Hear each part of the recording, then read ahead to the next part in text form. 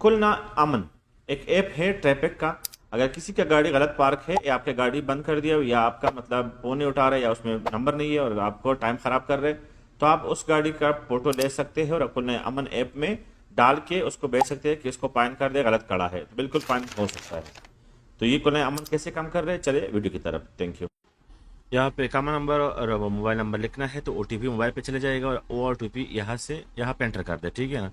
जैसे ही खुल जाएगा तो ट्रैफिक है, पुलिस है, बाकी चीज़ें भी हैं, लेकिन आपने क्या करना है, काम आपके साथ हाईवे है, कर्फ्यू है, लेकिन आपका काम ट्रैफिक के साथ है, ठीक है ना। ट्रैफिक पे क्लिक कर ले, यहाँ पे लिखा है सब ऑपरेशन टाइप क्या लिखना है, को सेलेक्ट करना है, डिटेल लिखना है कि इसका गाड़ी गलत पार्किंग है या मेरा गाड़ी उसको बंद कर दिया, मेरे को निकलना है, तो ये चीज़ें लिखना है। नीचे लिखा है अटैचमेंट, अगर तस्वीर लिए है तो अटैच कर दो, नहीं तो कैमरे से तस्वीर खींचो, वीडियो बनाओ, और वॉइस भी है। और नीचे लिखा है सेंड, आप यहाँ से सेंड कर सकते हो। विन द वीक मतलब आपको रिप्लाई आ जाएगा कि इसका फाइन